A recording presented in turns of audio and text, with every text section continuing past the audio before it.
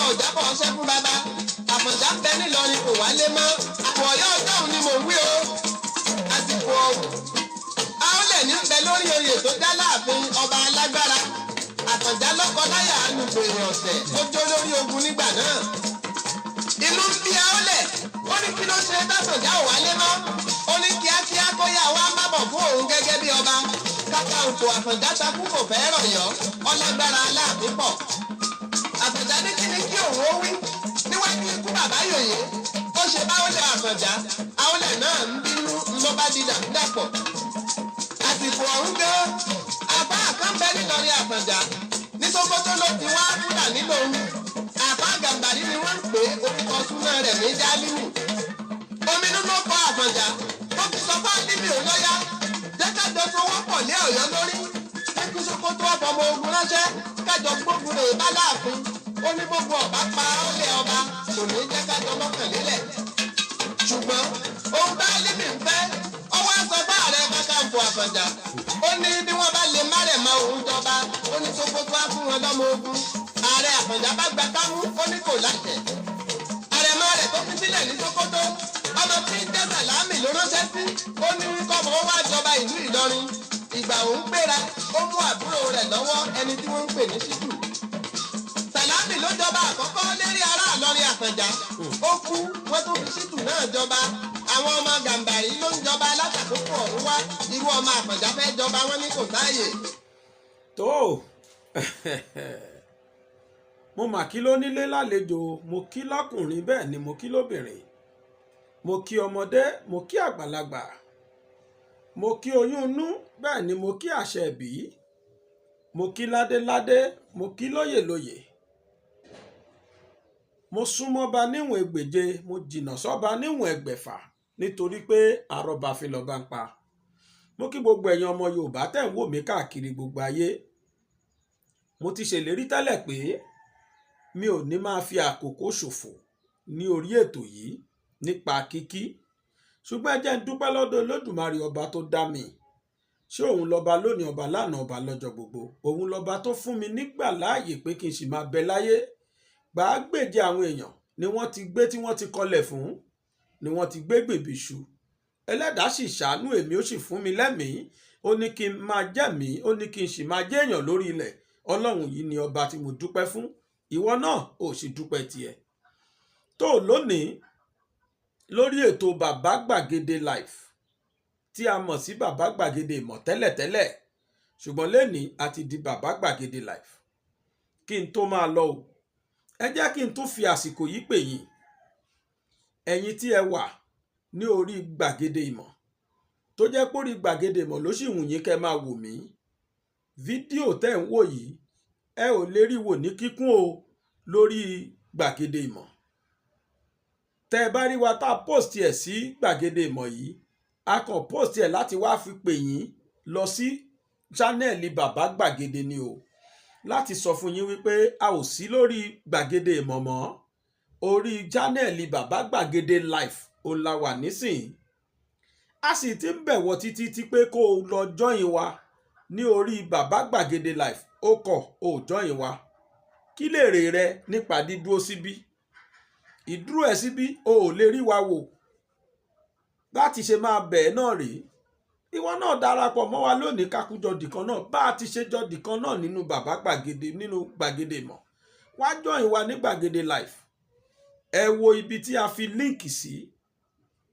ní ìsàlẹ̀ fídíò yìí ẹ wo ìsàlẹ̀ ẹ rí líǹkì wa ń bẹ̀ ẹ̀yin ẹ tẹ líǹkì yẹn á gbé yín lọ sí Bàbá Gbàgede Live tí wò bá wá rí líǹkì yẹn tẹ̀ ìwọ sá lọ síbi tí wọ́n ti ń search lórí YouTube ìwọ kọ Bàbá Gbàgede Live papọ̀ ibi tó bá ti ń kọ YouTube á ti gbé wá fún ẹ torí pé Google ti dá mọ̀ nísìnyí ibi tó bá ti ń kọ Bàbá Gbàgede kó o tó kọ live délẹ̀ YouTube á ti gbé wá kílíkì lórí ẹ̀ á gbé ẹ lọ sí Bàbá Gbàgede Live mo wá rọ̀ ọ́ o tó o bá débẹ̀ fúngbà àkọ́kọ́ yìí àbò ti débẹ̀ tẹ́lẹ̀ òun wo fídíò wa kan kú òun bẹ̀ wo bí tí wọ́n kọ subscribe sí bá mi subscribe síbẹ̀ kájọ kọ́mọ lùbọ́ bá a ti ṣe ń jọ ń ṣe tẹ́lẹ̀ ní ṣánẹ́ẹ̀lì gbàgede mọ̀. Gbogbo yín náà lẹ́kú mọ ohun tó ṣẹlẹ̀ sí mi lórí gbàgede mọ̀.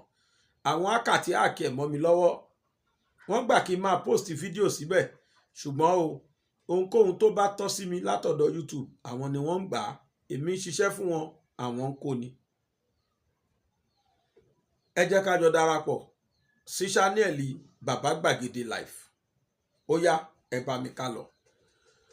Bákan náà ni wípé ẹ̀yin tí ẹ wà lórí ṣánẹ́ẹ̀lì Bàbá Gbàgede Live, mo fẹ́ bẹ̀ yín pé ibikíbi tí ẹ bá ti rí fídíò yìí wò tó yàtọ̀ sí ṣánẹ́ẹ̀lì Bàbá Gbàgede Live, ẹ sá rìpọ́ọ̀tù ṣánẹ́ẹ̀lì yẹn. Ẹ wo ibi tí wọ́n kọ rìpọ́ọ̀tù sí, ibi dot tẹ máa rí tí wọ́n tò tẹ̀léra wọn. Ẹ tẹ̀ ẹ rí tí wọ́n gbé rìpọ́ọ̀tù wá, ẹ tẹ rìpọ́ọ̀tù. Tẹ bá ti rìpọ́ọ̀tù wọ́n á gbé oríṣiríṣi options wá. Ẹ sá tẹ impersonation kẹ send ẹ sí YouTube. Tó bá ti pé èèyàn 100 sí 200 wọ́n máa sí channel yẹn monitor òun lọ́wọ́ ni. Mo discover pé gbogbo iṣẹ́ tá à ń ṣe sórí YouTube yàtọ̀ fún hacker tó hack, àwọn kan náà tún ń gbé wọ́n lọ fi ń pawó nínú channel wọn. Tó ọ̀rọ̀ ta ní sọ lénìí ò pọ̀, ibi tá à ń lọ òjìn, ibi tá a yà náà ló pọ̀. Lénìí ó ní ọjọ́ kejì oṣù kẹjọ ọdún 2021 28/2021 or ká sọ pé 2nd of August 2021.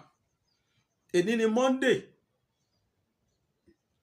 ọjọ́ ajé, ọjọ́ Monday tí adájọ́ sọ pé kí àwọn DSS kó àwọn ọmọ Ìgbòho tí wọ́n kó nílé Ìgbòho, àwọn 12 wọn kí wọ́n kó wá. Mo sọ níbi báyìí ní fídíò tá a ṣe lánàá wípé ohun tí wọ́n pè ní contempt of law òun ni DSS ń ṣe. Ìpè ilé ẹjọ́ ní ọ̀lẹ contempt of law ni wọ́n ń pè lábẹ́ òfin. Òun ni DSS ń ṣe nípa ìmákò àwọn ọmọ Ìgbòho tí wọ́n kó nílé Ìgbòho, ìmákò wọn wá.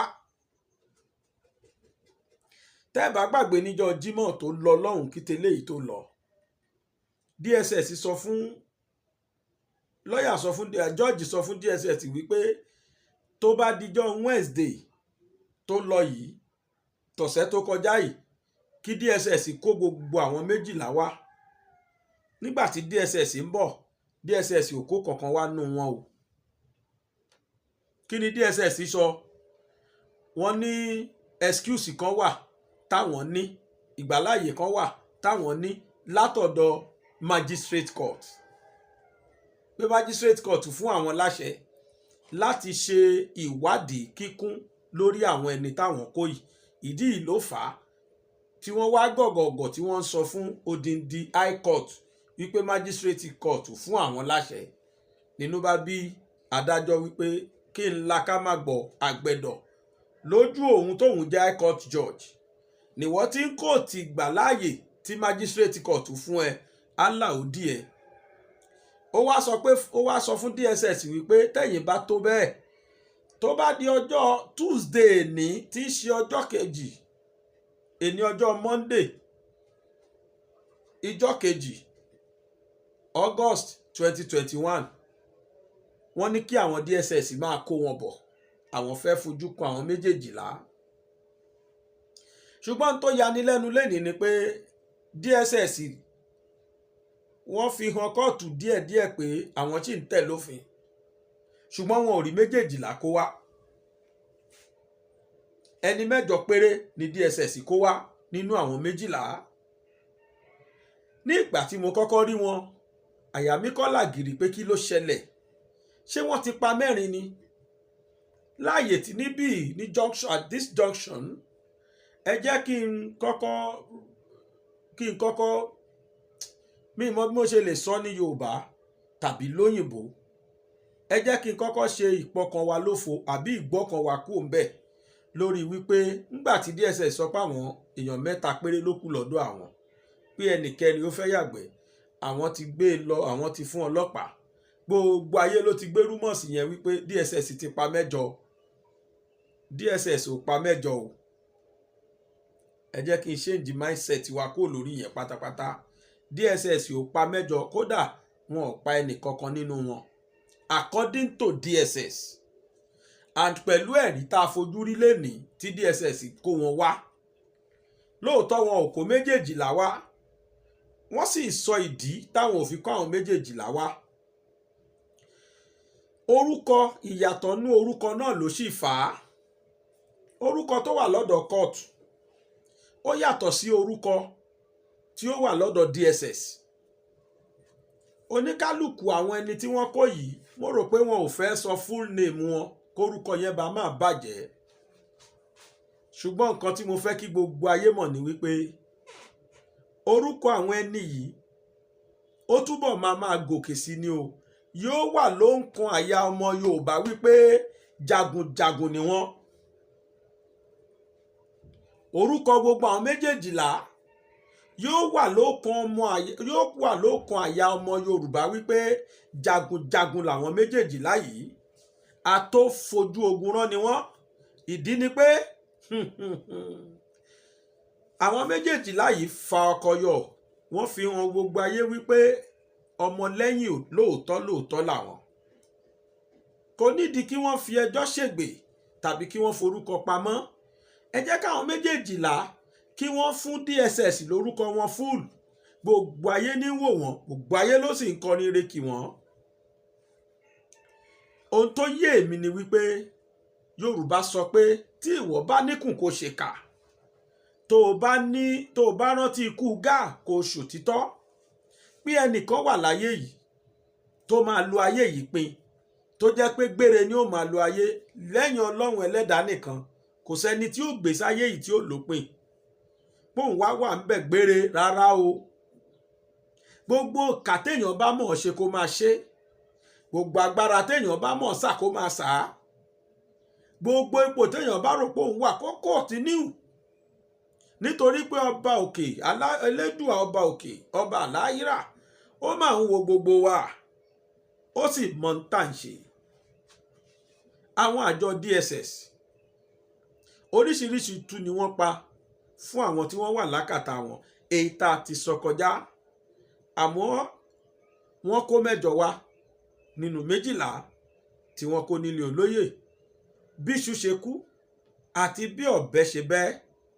Ẹ wá ṣe tẹ̀lé mi ká lọ. Kẹ́ ẹ jẹ́ ká rè wo fídíò àwọn tí wọ́n kó wá sí court.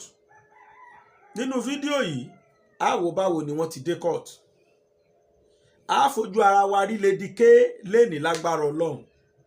Láti oṣù kan ó léjọ́ 2 tá a ti fojú kan gbẹ̀yìn. A fojú ara wa rí Lady K lénìí. Kódà ààyè kan wà ńbẹ̀ tó ń sọ̀rọ̀, ṣùgbọ́n mi ò lè play nǹkan tó ń sọ. Ṣùgbọ́n ẹ fojú ara yín rí. Àtàwọn 11 míì tó àti àwọn 7 míì tó kù tí wọ́n kó wá. Bí wọ́n ti wọ court, bí DSS ti kó wọn bọ́lẹ̀ láti inú mọ́tò, bí wọ́n ṣe wọ court, àti kí ni lọ́ọ̀yà wọn náà sọ nígbà tí wọ́n kúrò ní court. Gbogbo ẹ̀ náà lẹ́gbọ̀ọ́. Ó yá, ẹ máa bá mi ká lọ.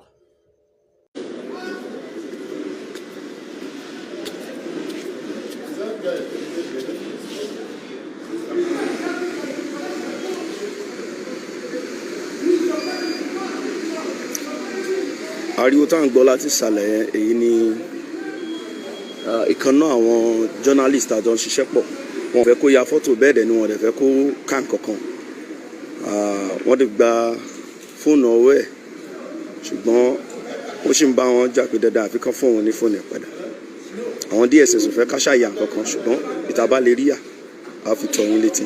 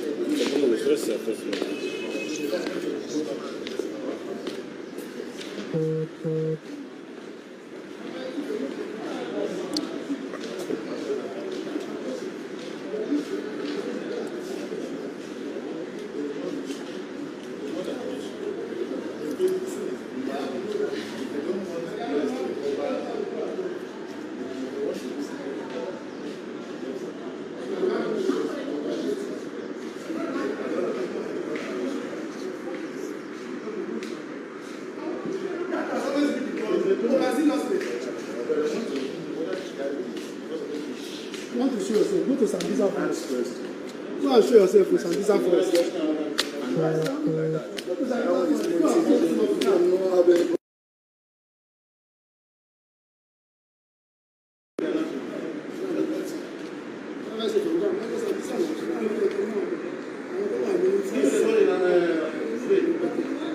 lẹ́ẹ̀kan sí lọ́wọ́lọ́wọ́ báyìí Federal High Court nílùú Àbújá la wà níbi tí wọ́n kó àwọn amúgbálẹ́gbẹ̀ẹ́ Sunday Igboho àwọn bíi 13 tán kó ní June 1st.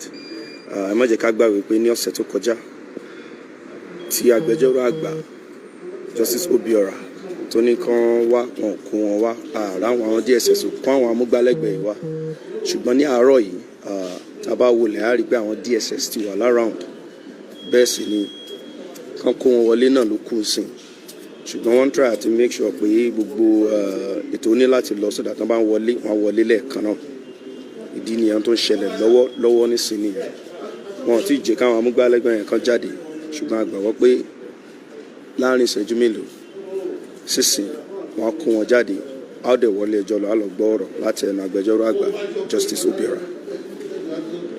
Ẹ ṣé gan.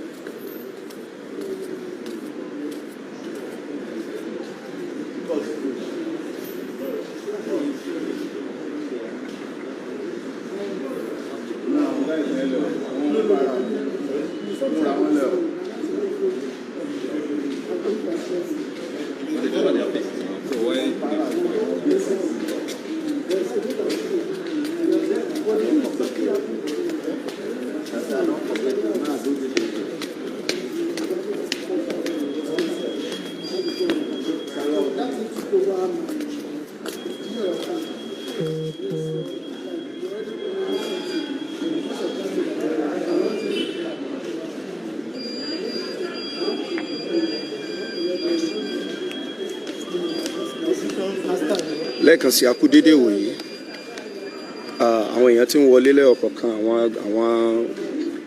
àwọn lawyers àwọn agbẹjọ́rò oríṣiríṣi kálukú tí ń wọlé láti lọ jókòó mo gbàgbọ́ pé lẹ́yìn ìsìn gbogbo àwọn tá à ń retí àwọn amúgbálẹ́gbẹ̀ẹ́ ọmọ Sunday Igboho mo gbàgbọ́ pé wọ́n á wọlé láìpẹ́ àwọn DSS wọ́n make sure pé gbogbo tó yẹ kó wà létò kan tó ń wọlé tẹ bá dẹ̀ fojú wo lẹ̀ who are they bringing to the Sunday Igboho's house tẹ bá fojú wo lẹ̀ á rí i pé àwọn èèyàn ti ń wọlé bẹ́ẹ̀ sì ni ojú kálukú lè ṣùgbọ́n kò sí ṣíṣe kò ṣàìṣe àṣìwà a máa wo ohun tí ó ṣẹlẹ̀ sísọ náà ti ní kó wọn wá lónìí a gbàgbọ́ pé ẹjọ́ ọ̀hún kò ní wá ṣẹjọ́ wọn gẹ́gẹ́ bí barrister dẹ̀ ṣe sọ fún wa ní ọ̀sẹ̀ tó kọjá èyí tó gbẹjọ́rò fáwọn ọmọ Sunday Igboho ó ní ìtàn fẹ́ ni pé kan fún wọn ní bẹ́ẹ̀lì a gbàgbọ́ pé a ṣeéṣe tá a bá gbọ́ ẹjọ́ lẹ́nu DSS àti agbẹjọ́rò àwọn amúgbálẹ́gbẹ̀ẹ́ Sunday Igboho a gbàgbọ́ gbogbo tí lọ́ọ̀yà agbẹjọ́rò àgbà èyí bí ọ̀rọ̀ tó bá wí àmọ́ gbọ́ so Federal High Court láṣù wà báyìí.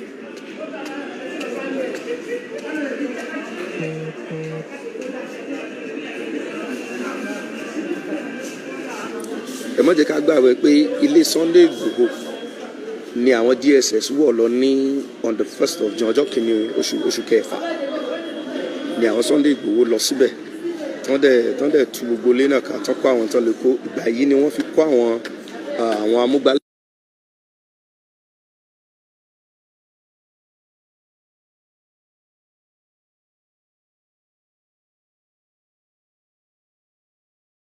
lẹ́gbẹ̀ẹ́ tí mò ń sọ yìí. Ẹ má jẹ́ ká gbàgbé pé tó ṣẹlẹ̀ nìyẹn, bó tilẹ̀ jẹ́ pé wọ́n rí àwọn la fẹ́ gbọ́ ẹjọ́ lẹ́nu wọn.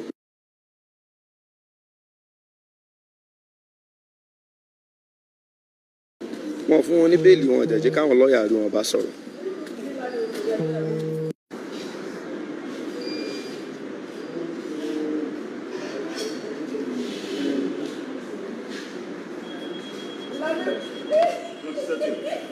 kò sẹ́tì wọ́n ti gba fóònù aláwọ̀ ní fóònù ilé.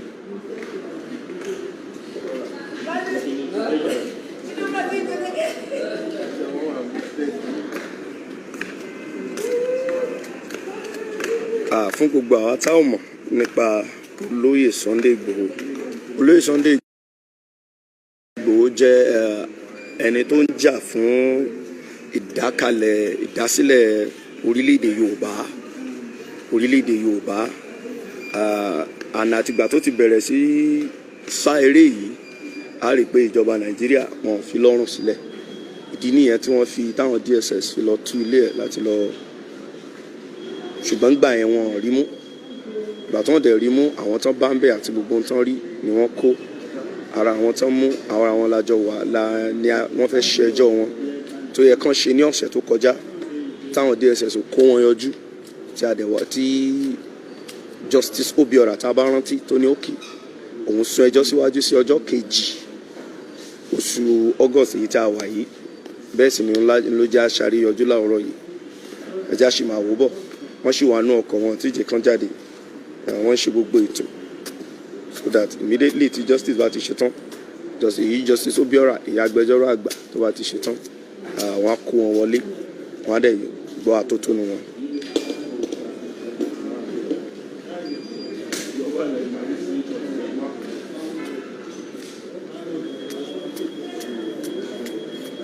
Àwọn oníròyìn náà lóríṣiríṣi kálukú ti ń dé lẹ́yọ kọ̀ọ̀kan.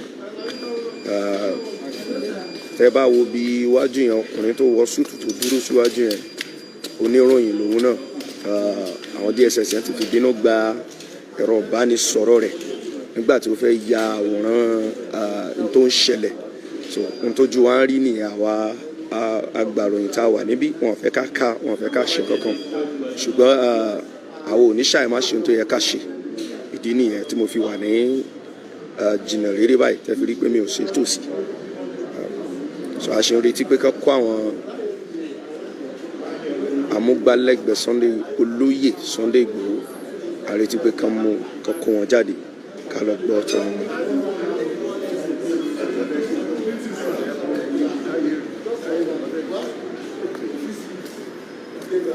Bákan náà mo ní láti jẹ́ ká mọ̀ pé mo bá agbẹjọ́rò àwọn amúgbálẹ́gbẹ̀ẹ́ Sunday Igboho sọ̀rọ̀, èyí Barrister Pẹ̀lúmi fi yé mi pé òun bá wa sọ̀rọ̀ lẹ́yìn tí tán bá parí ẹjọ́. Ìdí ni pé torí pé náà rè òdùn sí tó ṣẹlẹ̀ ní ọ̀sẹ̀ tó kọjá nígbà tó DSS kó wọn wá.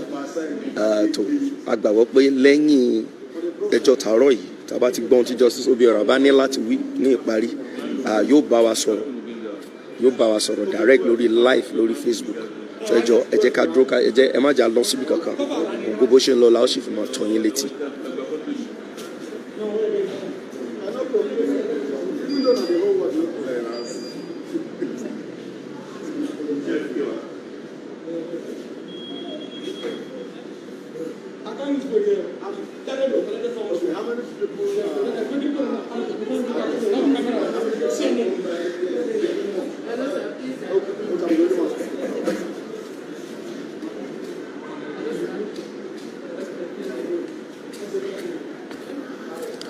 Mo fẹ́ fi tó wa létí pé ìyàtọ̀ sí fàmífọ́ tó ṣẹlẹ̀ láàrin oníròyìn ẹgbẹ́ mi àti àwọn DSS tán kó àwọn amúgbálẹ́gbẹ̀ẹ́ Sunday Igboho wá, ohun gbogbo kò sí rògbòdìyàn kankan, kò sí wàhálà, bẹ́ẹ̀ sì ni kò sí ìdààmú kankan lọ́wọ́lọ́wọ́ báyìí.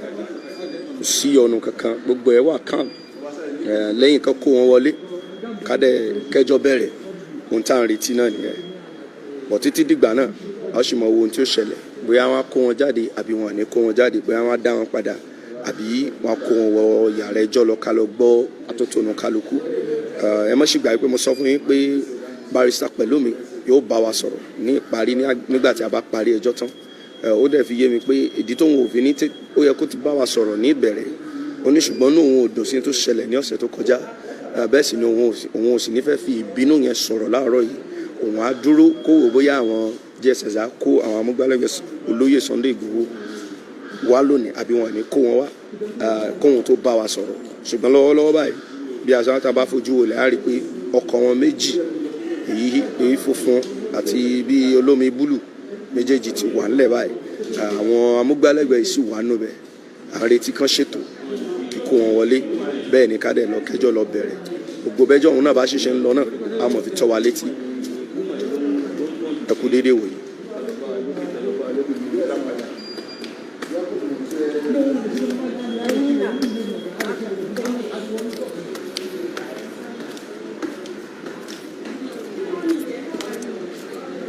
Ọkọ̀ tó ń kó wọn sí ó ṣe dé náà ni, ọkọ̀ tó ń kó wọn wá, èyí tí ṣe ọkọ̀ Nigerian prisons olówọlé dé báyìí, wọ́n ti dé.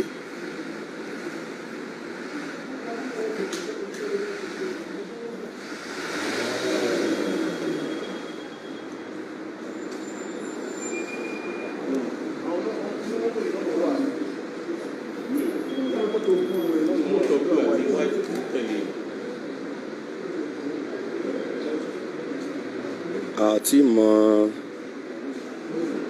bóyá àwọn ni wọ́n wà nínú góńgòrò tó ń gbé wá, àmọ́ ẹja ṣe mọ̀ wò bọ̀ náà. Gbogbo èyí tí bá ṣe, gbogbo àṣẹ ń lọ àmọ̀ fi tọ́ yín létí.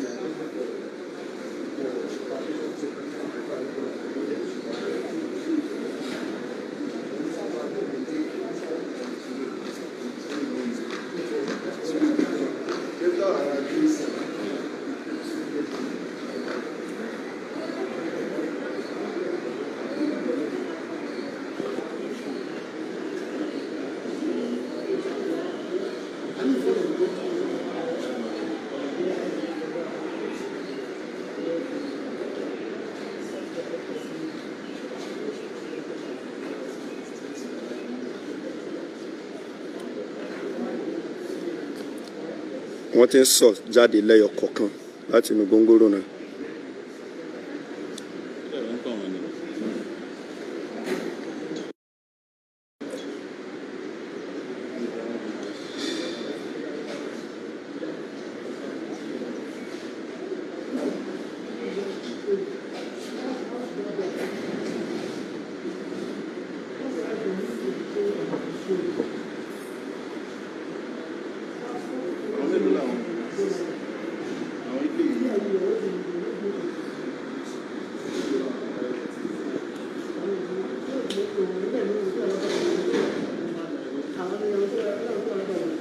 Lọ́wọ́lọ́wọ́ báyìí àwọn a fẹ́ gbàgbọ́ pé àwọn náà ni wọ́n ń bọ̀ yìí. Àwọn tí ń wọlé lọ báyìí lẹ́yọ kọ̀ọ̀kan, láìpẹ́ láì jìnnà ẹjọ́ ó bẹ̀rẹ̀. Wọ́n ti ń wọlé lọ, a rí i pé wọ́n ti ń darí wọn lọ síbi tí ọ̀nà ẹ̀yìn ni wọ́n gbà wọlé.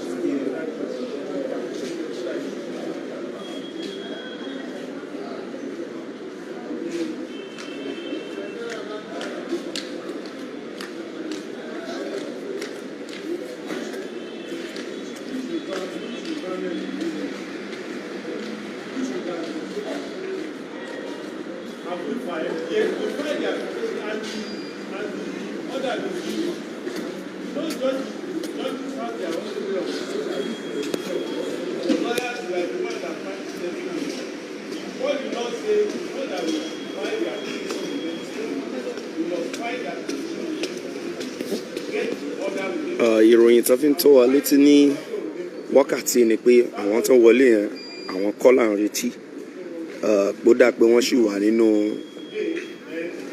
ọkọ̀ bọ́ọ̀sì funfun tó wà níwájú wa yìí. Gbogbo wa ṣe ń lọ mo mọ̀ fi tàn yín létí.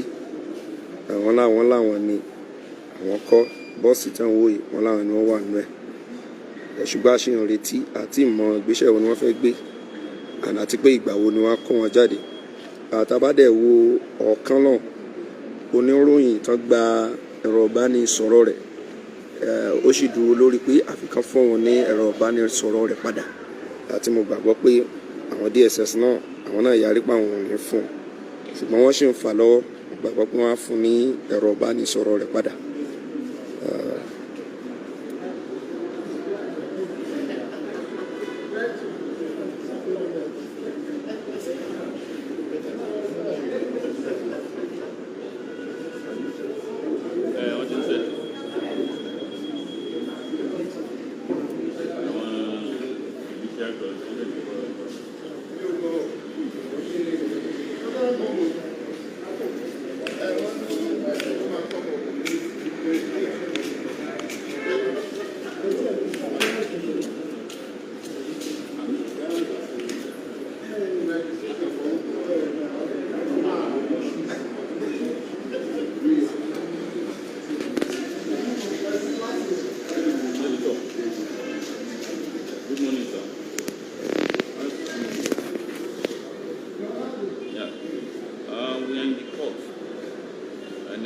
DSS held on to bring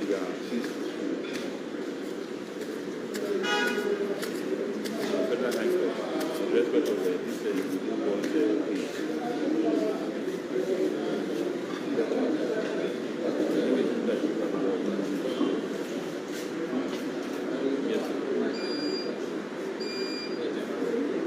Yes, sir.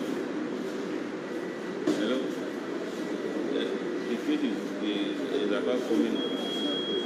On the arrival of the DSS suspect, so that's when we make attempt to capture some images. They held up to bring down collected.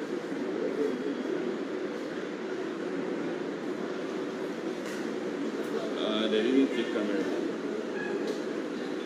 His phone is there not. No. Maybe because of the presence of still holding the pieces and coming down from the court. No, there's not. They are not even inside the court, they are outside.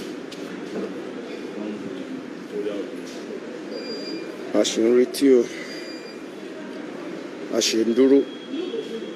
A gbàgbọ́ pé wọn ò ní pẹ́ kó wọn jáde láti inú bọ́ọ̀sì wọlé.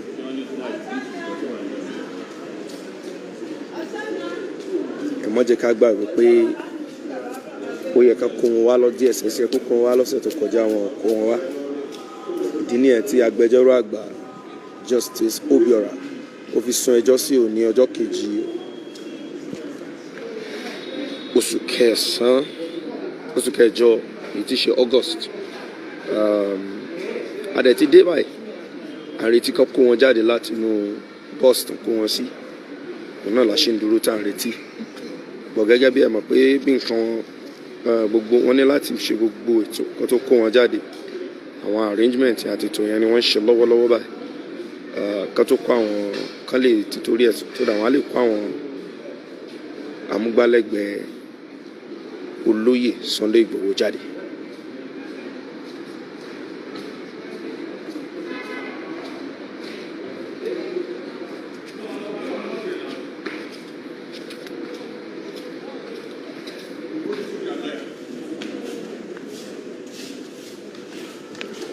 bákan náà mo fẹ́ rán an létí pé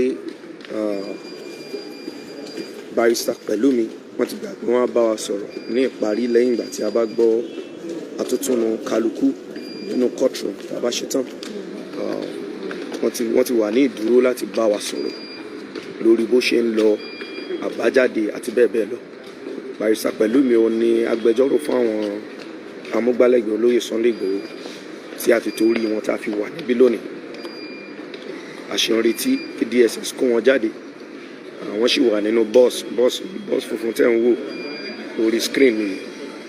Àwọn sì wà ń bẹ̀ gẹ́gẹ́ bí ìròyìn tí mo gbọ́ àtúntò tí mo gbọ́ wọn ni wọ́n wà nínú bọ́ọ̀sì yẹn. So a ṣì ń retí kó wọn jáde ní lọ́wọ́lọ́wọ́ báyìí. Bàbá dẹ̀ ti kó wọn jáde a wọ yàrá ẹjọ́ lọ ká lọ gbọ́ ohun tán ní láti sọ. Ẹ má jẹ́ á gbàgbé mo ṣe sọ fún wa pé Barrister Pẹ̀lúmi wọ́n bá wa sọ̀rọ̀ ní ìparí. Torí àwọn tí ò fi bẹ́ẹ̀ mọ kí ló ń ṣẹlẹ̀ àti pé bó ni olóyè Sunday Igboho jẹ́ akíkanjú ọkùnrin èyí tó dúró lórí pé wákàtí ti tó kí Yorùbá kí ó gborílẹ̀-èdè tiẹ̀.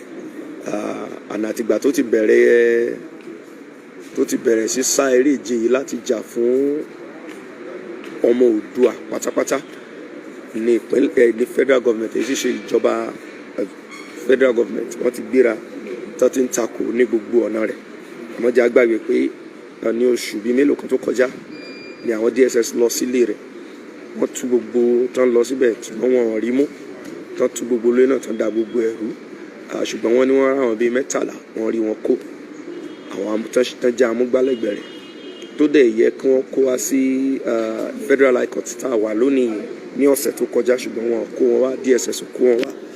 Àgbà tí àwọn DSS ọ̀sẹ̀ kó wọn wá agbẹjọ́rò àgbà Justice Obiora ó sún ẹjọ́ síwájú pé sí ọjọ́ òní which is 2nd of August láti lè make sure pé káwọn DSS kó wọn wá. Ṣùgbọ́n a dúpẹ́ pé wọ́n ti kó wọn wá lọ́jọ́ tòní èyí tí sọjọ́ 2 oṣù August. Bákan náà à ń retí pé kán kó wọn jáde ni. Àgbàgbọ́ pé tán bá ti kó wọn jáde gbogbo ohun tó yẹ kó lọ létò á lọ létò. Ohun tó ń ṣẹlẹ̀ lọ́wọ́lọ́wọ́ ni.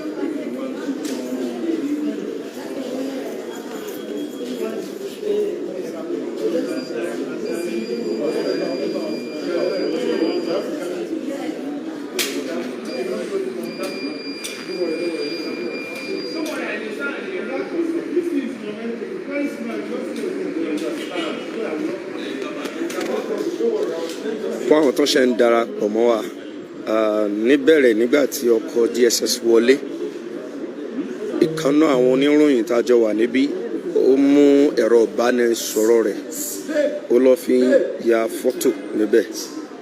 Ìgbà tó dẹ̀ ń ya fọ́tò yẹn àwọn DSS ni wọ́n gbáyà wọ́n dẹ̀ gba ẹ̀rọ ìbánisọ̀rọ̀ rẹ̀ wọ́n láwọn ò ní fún so ìyẹn ló kọ́kọ́ fẹ́ fa àpọn níbẹ̀rẹ̀ ṣùgbọ́n lẹ́yìn yẹn kò tí ì sí rògbòdìyàn kankan tàbí wàhálà kankan tàbí rúdurùdu kankan. Àwọn DSS ń ṣètò lọ́wọ́ lórí bí wọ́n á ṣe kó wọn wọlé àti ọ̀nà bo ni wọ́n á gbà àti bẹ́ẹ̀ bẹ́ẹ̀ lọ ò ní wọ́n ń ṣètò kan tó kó wọn wọlé.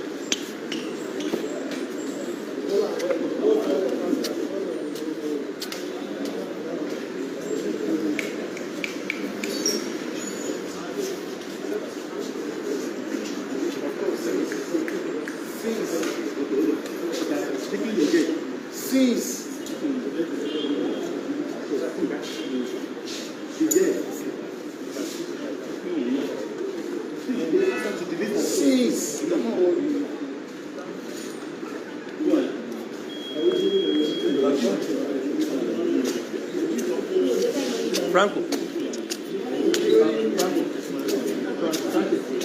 Ohun tó ń ṣẹlẹ̀ lọ́wọ́lọ́wọ́ báyìí ni pé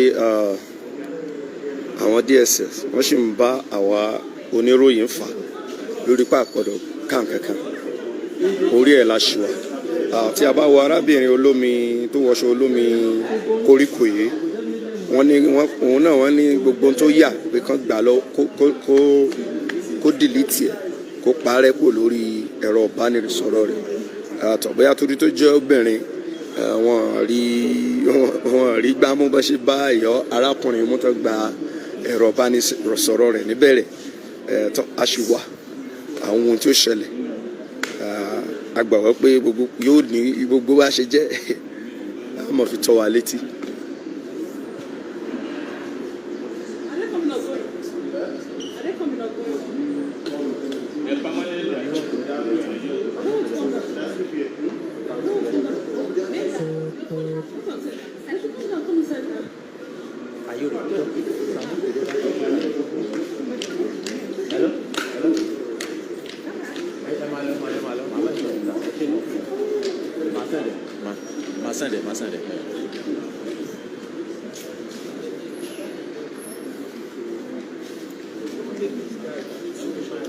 Franco.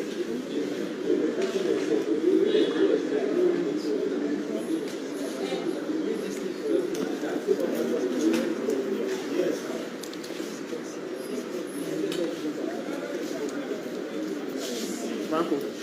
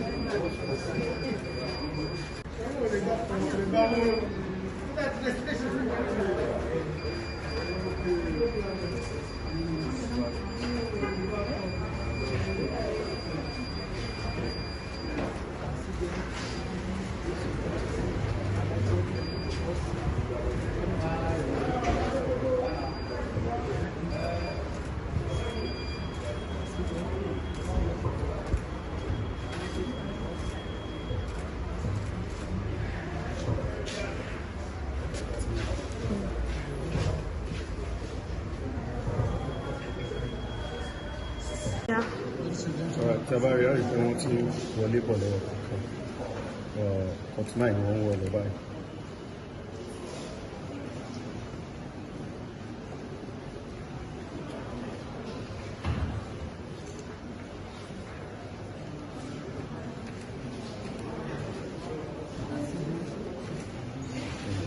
Wọ́n ti wọlé lọ́wọ́ kọ̀ọ̀kan lọ yàrá kẹrin láì èyí tó ń pè ní 4th floor kí n wọlé lọ.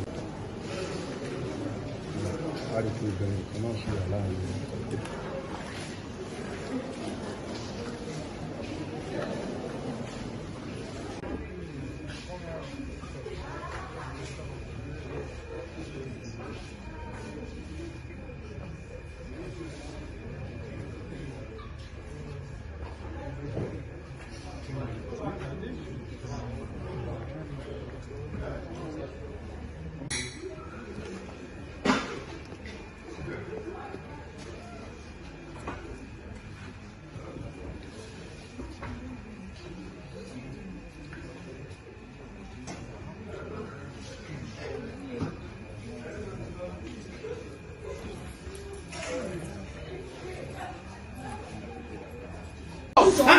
It's a public place. You can't tag us.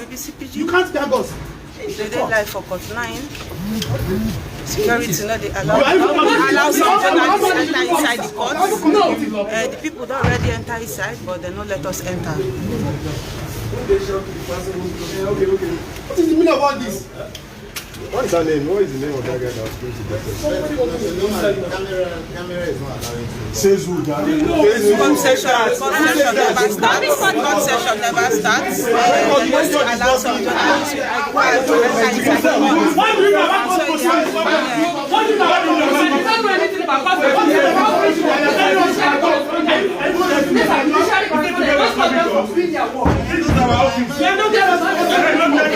Yes, that's where the office no allow people enter inside. They don't allow journalists enter inside. This is an open court. Even if the security agency is becoming unfair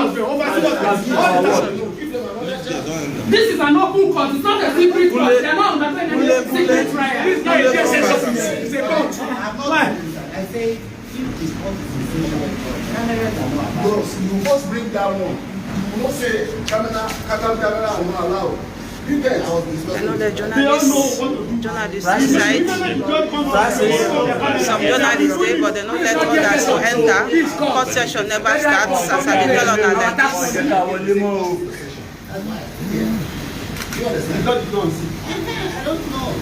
You go ask. So when you go out.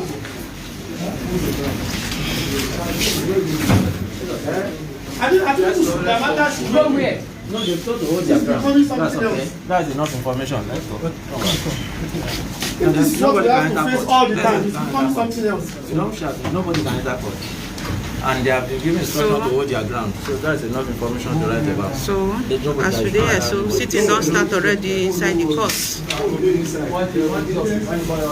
Information where they reach us now, sitting don't already start. I let them ground now. Let's so that they only keep giving government funding. That's the only thing.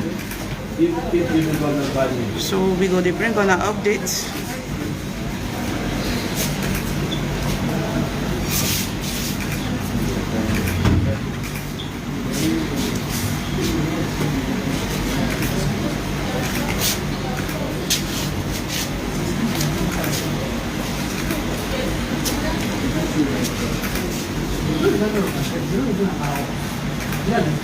Journalists, some of the journalists ready outside, the paras, they know that they enter inside. And you cannot intimidate people that are doing their job with gun in the court. This is an open court, it's not a secret court.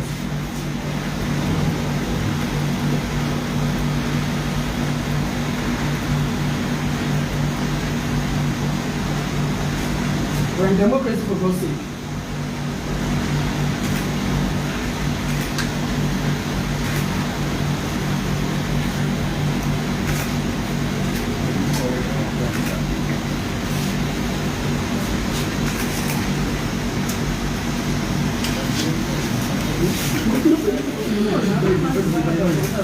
We'll see there, yeah, they find way to enter.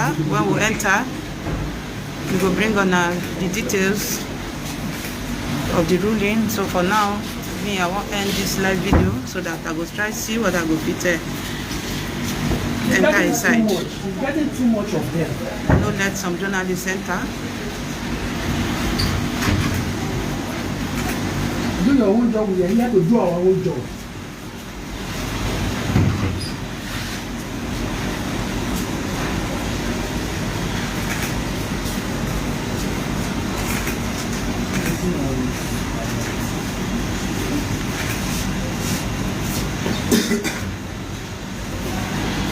We come to hear the case of Yoruba Nation activist Sunday Igboho 12 days with the DSS custody, and the matter now we come here today.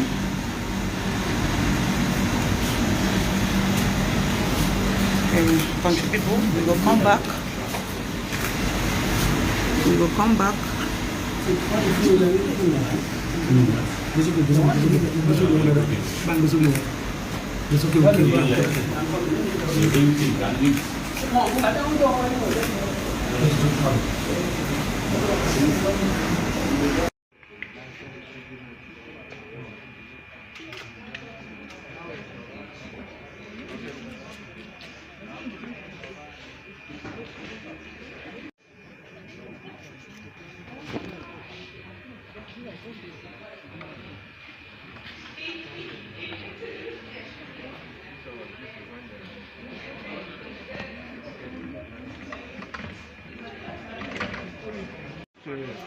Those women, I read part of them. The smart will come out with a on radio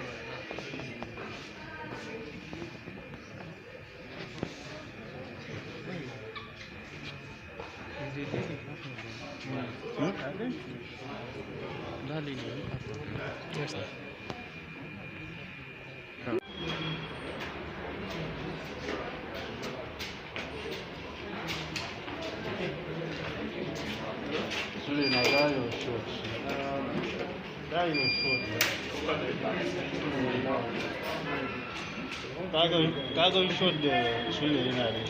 Okay. Now DSS ń kọ́. lọ báyìí wọ́n ń padà lọ sí ibi táwọn DSS ń gbé wọn sí. Àwọn ni wọ́n ń wà jáde, ọ̀nà ẹ̀yìn ni wọ́n gbé wọn gbà. Ẹni ò já mọ̀ pé ó ti yá ni. Ẹ ṣeun gidi gan. All right. So lágbára Ọlọ́run, ẹjọ́ ọ̀hún wọ́n ti sún ẹjọ́ sí ọjọ́ 4 oṣù kẹjọ. Èyí láti fún agbẹjọ́rò fún àwọn alábàáṣiṣẹ́pọ̀ àwọn tó kó nílé olóyè Sunday Igboho láti make sure láti rí pé gbogbo orúkọ wọn ó wà nínú list tó present, pàápàá jùlọ kán dẹ̀ rí pé àwọn 12 ni wọ́n kó wá sílé ẹjọ́ ní ọjọ́ 4 oṣù kẹjọ yìí. Torí lọ́jọ́ tó ní a rí pé àwọn 8 wọ́n kó wá tí kò dẹ̀ kó rí bẹ́ẹ̀. Àwọn 8 tán kó wá yẹn, nínú àwọn tó 8 tán tún kó wá yẹn, a rí pé orúkọ wọn ò sí nínú ìwé ẹjọ́ tó wà lórí lọ́wọ́ agbẹjọ́ àgbà Justice Obiora. So ìdí nìyẹn tó fi ní òun sún ẹjọ́ sí ọjọ́ 4 èyí tí ṣe ọjọ́ 4 oṣù táwa yìí, oṣù kẹjọ yìí, láti rí pé gbogbo orúkọ wọn wọnú ìwé gẹ́gẹ́ bó ti yẹ orúkọ kálukú wọlé, pàápàá jùlọ fún DSS láti rí pé wọ́n kó àwọn 12, wọ́n make sure pé àwọn 12 tá à ń sọ yìí wọ́n kó wọn wá sílé ẹjọ́ ní ọjọ́ 4. Then bákan náà gẹ́gẹ́ bí a ti gbọ́ lẹ́nu agbẹjọ́rò wọn, èyí tí mo bá sọ̀rọ̀ bó tilẹ̀ yẹ kó dà pé network yẹn ṣe bákan màá sì wo bóyá mo sì lè rí bá sọ̀rọ̀, but bákan náà a rí pé ó ṣàlàyé pé inú wọn ò dùn pẹ̀lú irú oúnjẹ tán fún wọn. Lóòtítọ́ kì í ṣe enjoy ẹ̀ ni wọ́n fún wọn, ṣùgbọ́n ìtàn jẹ kò bá wọn lára mu. Oúnjẹ yẹn ò jẹ́ kán ní okun bó ti yẹ àti bó ti yọ, bó ti yẹ àti bó ti tọ́. Ó dẹ̀ tún fi ẹ̀dùn ọkàn rẹ̀ hàn pé nígbà táwọn lọ rí wọn ní àgọ́ DSS, àwọn 4 lásán ni wọ́n jẹ́ kán rí wọn, jẹ́ kán rí gbogbo wọn bá sọ̀rọ̀. Ó ṣe ń dùn pé wọn jẹ́ kán rí wọn bá sọ̀rọ̀ bó ti tọ́ àti bó ti yẹ. Ṣùgbọ́n lágbára Ọlọ́run ní ọjọ́ 4 oṣù tá a wà yìí tí ṣe oṣù kẹjọ, à ń ṣì ń padà bọ̀ wá sí gbọ̀ngàn yìí láti gbọ́ láti rí pé láti gbọ́ bó o ní ẹjọ́ náà yóò ṣe lọ pàápàá jùlọ láti rí bóyá DSS wọ́n á tẹ̀lé ìlànà tí justice òfin tí justice Obiora fi lélẹ̀ pé kán rí pé wọ́n kó àwọn 12 wá a rí bóyá wọ́n á ṣe bẹ́ẹ̀ àbí wọ́n á ṣe ìfẹ́nu wọn adẹ tó gẹ́gẹ́ bí justice Obiora tó ti sọ fún wa ni pé ó fohùn lélẹ̀ pé kí DSS kan rí pé wọ́n kó àwọn 12 wá bẹ́ẹ̀ sì ni kán rí pé ó kọ kálukú ó papọ̀ mọ́ orúkọ tó wà nínú ìwé tàbí fún èyí tó wà nínú fáìlì tiẹ̀ ibẹ̀ làwọn báyìí ọ̀nà ẹ̀yìn ni wọ́n gbé wọn gbà kọjá ìdí nìyẹn tí a ò fi rí àtijáde wọ́n gbé wọn gbọ̀nà ẹ̀yìn wọ́n dẹ̀ tó ra jáde gbé wọn padà lọ ní wọ́ọ́rọ́wọ́ èyí ni bí ètò ọ̀hún ṣe lọ lọ́jọ́ tòní àbákẹ́ni mo fẹ́ ẹ mọ̀jà gbàgbé pé olóyè Sunday Igboho tá à ń sọ̀rọ̀ nípa rẹ̀ yìí òun ni ó jẹ́ akíkanjú ọkùnrin kan yìí tó gbé òun kalẹ̀ nípa ìdásílẹ̀ orílẹ̀-èdè ti ìpínlẹ̀ Yorùbá èyí tó jẹ́ tiwa àti ìjọba ṣe ń wá bí wọ́n á ṣe mú àti bí wọ́n á ṣe tó ṣe ń wá bí wọ́n á ṣe dá lẹ́kùn ní nǹkan bí oṣù méjì tó kọjá ni wọ́n lọ làwọn DSS lọ sílé rẹ̀ tó lọ da gbogbo ẹrù tán tú gbogbo ẹ̀ tán kó àwọn èèyàn àti ẹrù àti mọ́tò oríṣiríṣi gbogbo tó ṣàlè rí kó àrìkò ni wọ́n kó ìgbà tán kó àwọn tán rí mú ni àwọn 13 nínú àwọn 13 yẹn wọ́n sọ fún wa pé wọ́n ti tú èèyàn kan sílẹ̀ nínú àwọn 13 yẹn tán fún ọlọ́pàá tó ọlọ́pàá dẹ̀ ti tán ti release ó wá kó àwọn 12 tá à ń sọ yìí nínú àwọn 12 tá à ń sọ yìí náà àwọn kó gbogbo wá sílé ẹjọ́ lọ́jọ́ tòní a rí i pé àwọn mẹ́jọ ni wọ́n rí kó wá ṣùgbọ́n a gbàgbọ́ pé lágbára Ọlọ́run ní ọjọ́ 4 oṣù kẹjọ wọ́n á rí i pé àwọn 12 tó yẹ kán wà níbí wọ́n á rí i pé wọ́n mú wọn wá gẹ́gẹ́ bí ibi tí ọ̀rọ̀ bá dúró ní gbogbo bá ṣe ń lọ lórí ọ̀rọ̀ olóyè Sunday Igboho gbogbo ẹ̀ láwọn mọ̀ fi tọ́ yín létí gbogbo ẹ̀ láti mọ̀ fi tọ́ yín lójú gbogbo ètò bá yẹ kẹ́ ẹ gbọ́ a ó jẹ́ kẹ́ ẹ mọ̀ gbogbo ètò bá yẹ ká fi tọ́ yín lójú bẹ́ẹ̀ ni a ó jẹ́ kẹ́ ẹ mọ̀ dẹ̀ lágbára ìpọ̀ ètò ṣe kókó níbẹ̀ gẹ́gẹ́ bí mo ti sọ ni pé wọ́n ní kán make sure pé orúkọ kálukú ó yẹ kó wà níbẹ̀ ẹlòmíì orúkọ àpègbórí òkè nìkan ló kọ síbẹ̀ wọ́n mọ orúkọ rẹ̀ gangan tí ó dẹ̀ yẹ kó rí bẹ́ẹ̀ so àwọn ni wọ́n á make sure pé wọ́n gbọ́ orúkọ kálukú ó wọnú fáìlì bẹ́ẹ̀ sì ni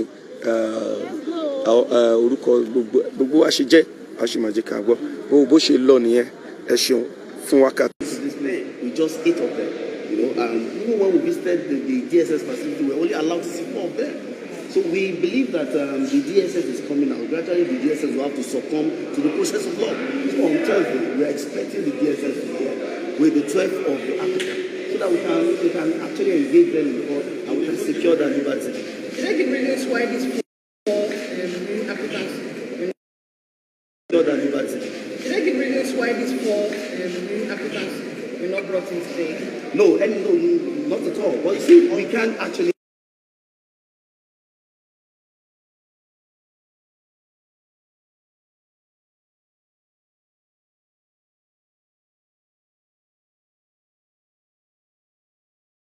Engage that because we also needed to perfect our documents before the court.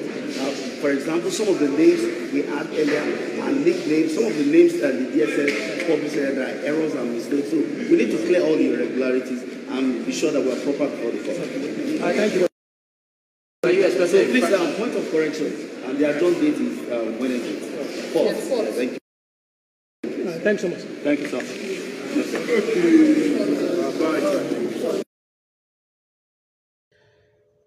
ẹ̀rí lédìké tó mo fi àsìkò yìí ṣe ládùúà wípé ní agbára Ọlọ́run the next adjournment ni wọ́n máa release wọn pẹ̀lú ògo Ọlọ́run àwọn tẹ́ ẹ wò yẹn láti bí wọ́n ti kó wọn dé court àti gbogbo ohun tí DSS fojú àwọn tí wọ́n jẹ́ DSS fi ojú àwọn tí wọ́n jẹ́ security àwọn tí wọ́n jẹ́ pressmen tí DSS fojú wọn rí lẹ́rí yẹn in tó yà mí lẹ́nu ni wípé ẹ̀tọ́ wo ni DSS ní lábẹ́ òfin láti máa sọ fún oníròyìn pé kó má wọbì kan ṣé òṣìṣẹ́ kóòtù ní DSS ni àbí wọ́n ń lo agbára páwọn làwọn wà ń jọba? Àwọn tí wọ́n jẹ́ DSS yìí gan ta ni wọ́n ń ṣiṣẹ́ fún gan? Kí ni wọ́n wà fún? Ṣé bí elétò ààbò ìlú ni wọ́n pè wọ́n? Kí ló dé tí wọ́n wá jẹ́ elétò ìnira fún ìlú? Àní wọ́n sọ, ẹ̀yin náà kú wo nu fídíò yẹn níbi tí wọ́n ti sọ fáwọn pressmen pé wọ́n gbọ́dọ̀ wọlé kí wọ́n cover tó fẹ́ ṣẹlẹ̀ bẹ́ẹ̀. Kódà ó lè débi pé ẹni tó kọ́kọ́ yọ fóònù tó kọ́kọ́ fi ń rìkọ́dù ìgbà táwọn lè dìke bọ́lẹ̀, àwọn DSS gba fóònù ẹ̀ wọ́n tọ́jú ẹ̀, wọ́n sì ti ẹ̀ mọ́ lọ́wọ́. Nǹkan tẹ́mi kàn mọ̀ ni pé gbogbo agbára tẹ́dà báhùn kó máa lò, Ọlọ́run ẹlẹ́dàá ju ẹ̀dá lọ. Ọlọ́run lórí ẹ̀dá adẹ́dàá ó ju ẹ̀dá lọ. Àwọn Lady K la rí yẹn. Kí wá nìdí tí wọn ò fi dá wọn lẹ̀ lónìí? Ìdí ọ̀hún rèé. Àkọ́kọ́ ni pé ntọ́lóyìnbó ń pè ní disparity of names ó ṣẹlẹ̀ ńbẹ̀, ó ti ń ṣẹlẹ̀ láti kóòtù tó kọjá. Ìdí dẹ̀ ní tí DSS fi sọ pé àwọn mẹ́ta péré ni wọ́n wà lákàtà wọn, torí pé gbogbo orúkọ tó wà lọ́dọ̀ DSS àwọn orúkọ yóò tálì pẹ̀lú orúkọ tí kóòtù kọ ránṣẹ́. Ẹlòmíì orúkọ kan péré ló filẹ̀ ní orúkọ ẹ̀, ẹlòmíì orúkọ tí ò tiẹ̀ ṣe orúkọ ẹ̀ rárá ló filẹ̀. Orúkọ gangan dẹ̀ ni lọ́ọ̀yà ló kọ sínú ìwé ìpẹ̀jọ́ tó fi pe DSS lẹ́jọ́. Orúkọ gbogbo wọn gangan ni DSS kọ, ni lọ́ọ̀yà àwọn agitators yìí kọ. Orúkọ yẹn gangan ni kóòtù fi ránṣẹ́ sí DSS, tí DSS fi sọ pé àwọn orúkọ tẹ́ ẹ kọ wáyìí àwọn ò mọ orúkọ tó ń jẹ́ bẹ́ẹ̀. Nínú gbogbo ẹ̀ ẹyọ mẹ́ta péré òun làwọn mọ̀, ìkẹrin tó jẹ́ pàwọn mọ̀ àwọn ti fọlọ́pàá. Ó wá bà mí nú jẹ́ lẹ́nu, ó sì ṣe mí láàánú wípé lóru èní ìyá kan mẹ́sẹ̀jì mi tó ń sunkún gidi wípé DSS ti pa 8 bí òun ti rí wọnú fídíò pé DSS ti pa 8 nínú àwọn ẹni yẹn. Ọmọ Nàìjíríà ẹ jọ̀ọ́ torí Ọlọ́run, ẹ̀yin tẹ́ ń kọ̀kọ̀ kúkọ ẹ jẹ́ á ṣe sùúrù, ẹ̀yin tẹ́ ń gbégbékúgbé ẹ jẹ́ á ṣe sùúrù. DSS ò pa ẹnìkan, ẹ má fún àwọn èèyàn la hypertension. Kò sẹ́nikẹ́ni tí DSS pa nínú wọn. Àwọn 4 tó kù tí wọn ò kó wá, kódà náà 8 tó kù pàápàá orúkọ mi ò papọ̀, orúkọ ẹyọ kan péré ni wọ́n rí. Ẹ̀yin náà gbọ́ ńgbà tí lọ́ọ̀yà yẹn sọ, ní agbára Ọlọ́run gbogbo corrections tó yẹ kán ṣe ni wọ́n máa ṣe. Ìgbà tí wọ́n wá adjourn kéèsì yìí sí òun náà ni on the 4th of August. Tẹ́ bá gbàgbé ní 2nd, ọ̀la Wednesday, ọ̀la Tuesday ní 3rd, on the 4th ní ọjọ́ Wednesday tí í ṣe ọjọ́rú ọjọ́ Wednesday òní wọ́n tún sún ẹjọ́ ìgbẹ́jọ́ yìí sí, tí í ṣe 4th of August 2021 lágbára Ọlọ́run. Gbogbo àná láàfin tí gbọ́, ẹ ṣàjẹ́ ká máa fi sínú àdúrà wa wípé àwọn ẹni yìí kí ilé ẹjọ́ dá wọn sílẹ̀. Wọ́n gba béèlì wọn ni o, wọ́n gba onídùúró wọn ni o, wọ́n dá wọn sílẹ̀ discharge and acquitted ni o, èyí tó bá jẹ́ ń bẹ̀ kí wọ́n ṣàfi wọ́n lẹ̀ láyọ̀ àtàlàfíà, káwọn ẹbí wọn kí wọ́n rí wọn tọ́jú, ká má fojú sunkún ìkọ̀kan nínú wọn. Èyí tó wá yẹ èmi lẹ́nu ni wípé kí ló dé gan-an tí DSS fi ran ogun apá máwọn ẹni yìí tí wọ́n dẹ̀ ń gbé ojú kúrò ń bẹ̀ nínú aburú tí àwọn Fúlàní herdsmen ń ṣe, àwọn Fúlàní apanirun. DSS ń gbójú kúrò ń bẹ̀ fún àwọn, ṣùgbọ́n ó ran ogun apá máwọn ti àwọn Yorùbá. Ẹ̀yin náà ti rí pé jò lọ́wọ́ nú, ẹ ti rí pé tó ń pè ní partial ti wọ̀. Ṣebí lánàá ni mo kà fún wa níbi tí àwọn Northern Coalition tí wọ́n ti sọ pé kí federal government kí wọ́n pe àwọn kọ́ máa pe àwọn Afẹ́nifẹ́re kí wọ́n máa pè wọ́n ní terrorist, kọ́ declare àwọn pé terrorist ni wọ́n. Àwọn táwọn jẹ́ Miyetti Allah tí Miyetti Allah tó ń pààyàn wà nù wọn, wọn ò ní kí wọ́n pe àwọn yẹn ní terrorist o. Ibi tá a bára wa nílẹ̀ Yorùbá ni.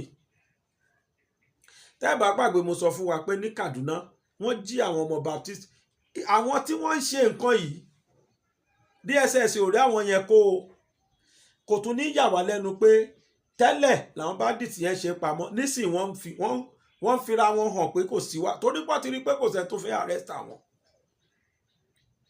gbogbo èèyàn ló mọbi tán wà Gumi mọbi tán wà ó wọlé lọ bá wọn lọ́fẹ̀ẹ́ tó bá sọ pé wọ́n lọ dọ̀yà há ẹnìkan wọ́n lọ lé ẹnìkan lóru wọ́n lọ destroy ẹ̀ Gumi ló yẹ kán lọ lé ẹ̀kan lọ destroy àwọn ẹni gbé àwọn ọmọ kéékèèké àwọn ọmọ Baptist school ní Kaduna wọ́n wá ń fi wọ́n lẹ̀ bash by bash gbogbo àwọn ọmọ yẹn nísìnyí wọ́n ìrìlísì wọn tán o wọ́n ní 50 million àkọ́kọ́ táwọn kọ́kọ́ gbà wọ́n rìlísì iye tí pásítọ̀ yẹn dárúkọ wọ́n rìlísì tó bóyá 223 àbí nǹkankan wọ́n rìlísì àwọn yẹn àwọn ọmọ yẹn sì kù nínú àkàtà wọn o wọ́n ní 50 million míì làwọn fẹ́ gbà láti rìlísì àwọn tó kù DSS ò lọ kú àwọn yẹn DSS ò lọ bẹ̀ kò rẹ́dì láti lọ bẹ̀ láti lọ arrest àwọn yẹn àmọ́ DSS rẹ́dì láti winchant anybody tó bá fẹ́ disturb àwọn tí wọ́n ń gbèyàn pa yìí DSS rẹ́dì láti gbé wọn but DSS ò rẹ́dì láti lọ gbé àwọn tí wọ́n ń gbèyàn pa ṣe rí pọ́rọ̀ tí wọ́n nílùú yìí ẹnìkan wá sọ̀rọ̀ pásítọ̀ lòun náà pásítọ̀ Ìtúà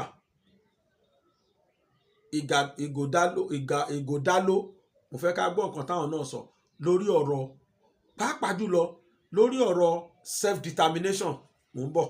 But the truth of the matter is this. It's enough of rhetoric, okay? We know the gatekeepers in Nigeria. We know the people that are holding this country by the jugular. There's not many of them. I don't think there's up to 1,000 of them, okay? Both federal and state level. We need to go to each one of them and speak to them and tell them, let my people go. You know, to get the people, children of Israel out of Egypt, Moses had to go to Pharaoh and say to Pharaoh, let my people go, so that they may worship God. So we need to go to Aso Rock, tell Buhari, let my people go. If Oshibado needs to be spoken to, we tell him. We need to tell the chief of staff. We need to tell all the various people working in various government agencies that this is the right thing to do in Nigeria. Why don't you do it? I hear that recommendations go to council. By the time Council, they have increased the prices. What are they doing that for? We need to go to each person in Niger State, Mina. Let these people go. We need to go to the ones in Kaduna, the ones in Katsina, the ones in Kano, the ones in Ijebu, the ones in Anambra, the ones in Enugu, the ones in Rivers State, the ones in Bayelsa. We all know them. They are all gatekeepers of Nigeria, holding on to the resources of this country, not doing the things they need to do. Why do we have a law in Nigeria in 2021 that does not allow us to develop our natural resource? They say the thing belongs to the federal government, and the federal government capacity to develop it. Why are we wasting each other's time? There's bitumen in the ground, there's gold in the ground, there's all sorts of resources available, but the federal government won't develop it, and they won't change the law. We need to tell them that it is enough. We have more than enough to make Nigeria great. We don't need to import food. Why are we importing food? Why are we making a game of anchor borrower schemes and all kinds of things? People are just making money left, right, and center, even with vaccination. What kind of nonsense is all this? We need to tell them. We know each one of them, and we need to go and tell them and stop just talking generally in the air. If we keep talking generally in the air, nobody will take responsibility. We need to take up Bola Tinubu. You want to be president of Nigeria. Why do you want to be president? What do you want to achieve? What is your plan for Nigeria? And even with the Lagos state that you have. I went to Ajegunle the other day. I went to Bariga the other day. People are living on a slum. They're living on rubbish heap, and we're running all over the place. Why don't we develop Lagos and make sure that everybody in Lagos has a comfortable home, is able to live very well? Why are we running up and down Federal looking for power in Aso?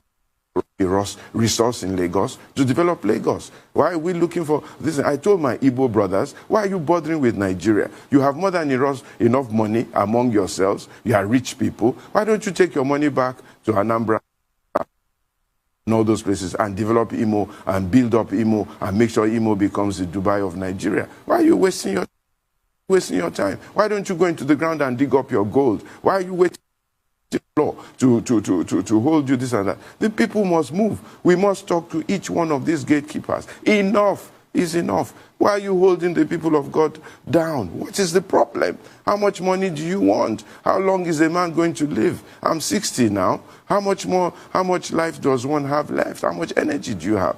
How many clothes are you going to wear? There are people dying. There are people dying. My president leaves this country and goes to London for medical treatment. What for? I can only forgive him because of his age. But honestly, why would they do that? Imagine Biden coming to Nigeria saying he's coming to look for medical treatment. What kind of nonsense is that? When some of the best doctors in the world are Nigerians. I can tell you that in his medical protocol, this man, Buhari, there will be at least 4 Nigerians looking after him because they are stranded in England, not being able to come back to Nigeria to use their resource. Nigeria has exported all its competent hands, thrown them into the sea, and they are working for other nations, building other nations. You have 8 Nigerians in Biden's cabinet. 8 of them, young people, doing all sorts of fantastic things for him, writing his speeches, making his policies. And if those people come to Nigeria, we will frustrate them. They'll be jobless. What kind of nonsense is this? It's enough.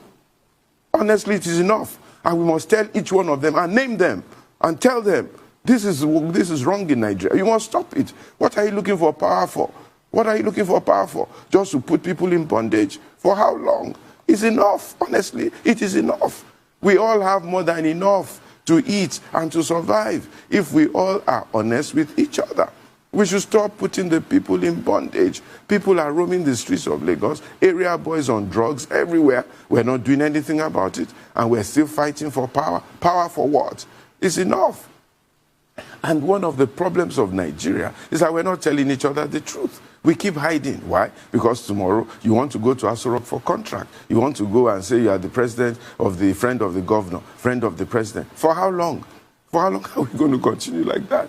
So we should call each one of these people.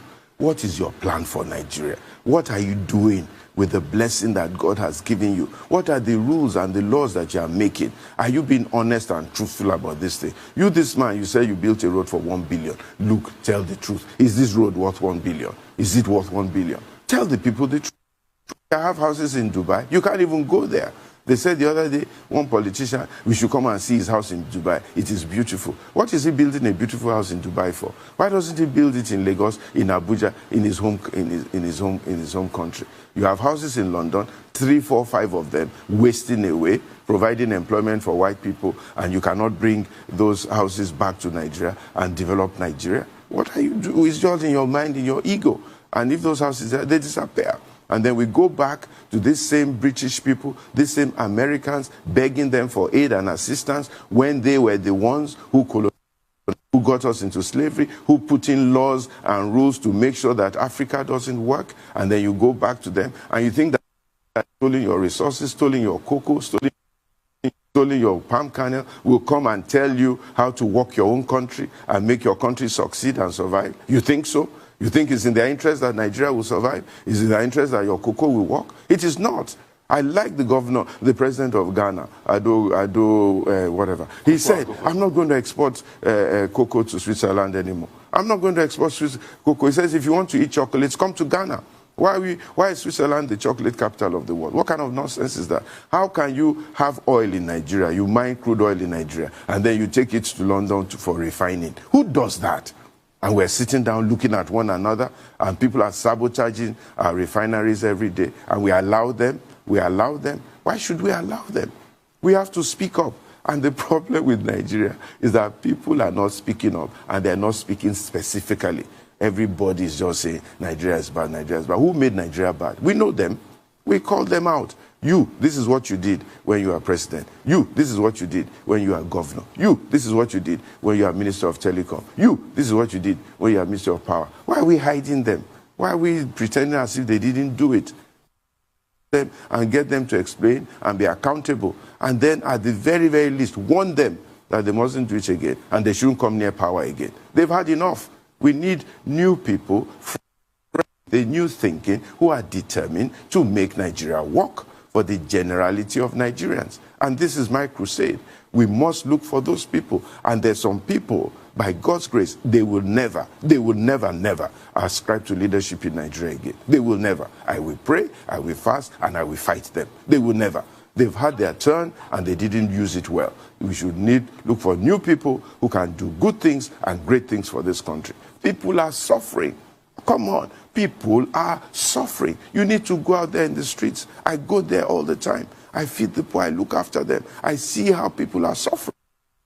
Should these people be suffering? The guy hawking oranges on the road cannot link his hawking of oranges to his Minister of Information, to his Minister of Technology, to his president. He can't link it. And when that man is passing, he's saying Rankadede. He doesn't know that it's because of that man that is hawking oranges. It's because of that man he cannot go to school. How can 12 million children be out of school in Nigeria? What for? In this day of technology, where all you need is a smartphone to go to school, and then we're priding ourselves in people dragging cow from Sokoto to Lagos, and we say that is the issue we should be discussing. It's not good for the cow. It's not good for the road. It's not good for the cattle rearer. A guy who should be Bill Gates, Mark Zuckerberg, is busy dragging cow all over Nigeria. We are making an issue of that. What nonsense is that? Why should we be discussing that kind of thing? They say it's culture, it's tradition. What kind of culture is that? That we are punishing the cow, you are punishing the poor herdsman. It's carrying AK-7 or AK-47 up and down, and we're discussing it. It's not worth discussing in 2021. We should just simply say, these boys, go to school. These cows, go to the ranch, and let us have proper milk, proper cow. Why are we discussing it? What kind of politics is that we're trying to take over Nigeria because of cows? This is nonsense. And this is why we keep begging the question in Nigeria all the time. And we don't deal with the issues. Everybody's afraid to talk. Don't talk, don't talk, don't talk. They will label you, they will label you. Well, for how long? I'm 60 tomorrow. How much more? What more is a man looking for? We have to tell us. We have to go to each one of these people one by one and talk to them. Enough is enough.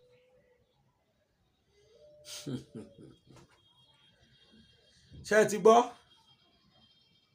bí Musa bó ṣe lọ bá fèrè àwọn ìjọ kìíní àná pé tú àwọn èèyàn mi sílẹ̀ jẹ́ kí wọ́n máa lọ, tí Mósè tó rè bá fèrè Fáráò wípé let my people go. Pastor Ighodaloye sọ pé that is exactly how we shall do. We shall go to that rock, Aso Rock, and tell the Mr. Chairman that let my people go. Bó sì ṣe máa rí gbẹ̀yìngbẹ̀yìn nìyẹn, because nǹkan tí wọ́n ń ṣe yìí àwọn nǹkan tí ò ṣe gbọ́ sétí, nǹkan tí ò ṣe fojú rí ni. They kill at will. Oríṣiríṣi ni wọ́n ń pa nítú. Èmi ò tí ì ní kóòtù òfin kankan báyìí, ṣùgbọ́n ọjọ́ kan tí mò ń retí ó ní ọjọ́ Wednesday. Lágbára Ọlọ́run, ẹgbọ́n nǹkan tí lọ́ọ̀yà yẹn sọ, gbogbo corrections tó yẹ kán ṣe lénìí sọ́la wọn parí ẹ̀ ní agbára Ọlọ́run. Tó bá wá yá kí DSS má kó àwọn méjèèjì láyẹn wá náà káwò kí ló fẹ́ ṣẹlẹ̀. But mo promise wa ní kinní kan pé ní agbára Ọlọ́run ọba, ní agbára Ọlọ́run, ọjọ́ ìtúsílẹ̀ gbogbo àwọn ènìyàn ọjọ́ Wednesday tó ń bọ̀ yìí ni, ní agbára Olódùmarè ọba òkè. Ọjọ́ ìtúsílẹ̀ wọn ọjọ́ Wednesday yìí ni. Torí pé if they cross their teeth and dot their eyes now, the next thing is for them to be released. Àti lọ́yà àti DSS tí àwọn méjèèjì tí wọ́n bá correct tó yẹ kán correct inú orúkọ ń sìn, èmi mọ̀ pé DSS ń lo tactics nínú anyway. Excuse tí DSS tún wá fẹ́ mú wá ní ọjọ́ Wednesday jájọ máa wò. Nígbà tó orúkọ bá ti correct tí everything ti yẹ tó ti ṣe, ẹ wo bọ́n ṣe gbọ̀nù ẹ̀bùrú, bọ́n ṣe gbọ̀nù ẹ̀yìn gbé wọn sá lọ. As if these people are criminals. They are never criminals. Never. Wọ́n ń ṣe criminal. Wọ́n arrest wọn unjustly ni. I know the court shall determine the kind of sin tí DSS commit nígbà tó bá tásìkò. Ẹ jẹ́ ká jọ, let us cross our fingers. Ẹ jẹ́ ká jọ fọwọ́ lẹ́rán. Ká jọ máa wò kí ni tó fẹ́ ṣẹlẹ̀ ní ọjọ́ Wednesday. Ṣùgbọ́n nǹkan tó dé mi lójú ni pé dúndùn báyìí ó ń lọ sọ̀ọ́sọ̀ nígbẹ̀yìn. Tó oníwàṣẹ́ ẹlẹ́yìn ṣe o. Gbogbo ẹ̀yin tí ẹ bá mi fìfẹ́ jẹ oúnjẹ tòní, gbogbo yín ni mo dúpẹ́ lọ́wọ́ ẹ̀. ẹ má tún wá gbàgbé ẹ jẹ́ n tún rán yín létí wípé ìwọ tó o bá ń wo fídíò yìí lórí Bàbá Gbàgede Live ó ṣe tẹ ibi tán kọ subscribe sí kó o tẹ kó o join wa kí wọn náà darapọ̀ mọ́ wa kájọ kọ́mọ lùbọ́ ibi tí wọ́n fi notification bell sí àmì bí aago yẹn tẹ̀yẹn náà tó dàbí aago alarm tẹ́ ìtago yẹn mì ní pé ìgbàkigbà tí n bá ti ṣe fídíò síta wọ́n á wá notify ẹ̀ notification bell náà pé tó lágbára Ọlọ́run Elédùmarè ọba òkè títí tààtò fi tó títí dijọ́ Wednesday ẹ má jẹ́ ká fi àdúrà lẹ́ o bó bá tó ṣe ń rí tó bá jẹ́ pé information mi wà lọ́la ẹ rí mi lọ́la tí ó bá wá sí information á jẹ́ pé ká pàdé l'Àbújá ní ọjọ́ Wednesday lágbára Ọlọ́run èmi ò ní kú ẹ̀yin náà ò ní kú mi ò ní dẹni ìsọnù ẹ̀yin náà ò ní dẹni àgbégbì lágbára Olódùmarè ọba òkè ẹ jẹ́ ká tó jọ kọ́mọ olùbọ́ ká tó jọ pàdé nígbà mìíràn lórí ṣánẹ́ẹ̀lì Bàbá Gbàgede Live èmi Bàbá Gbàgede mọ̀ ló sọ fún wa wípé láyọ̀.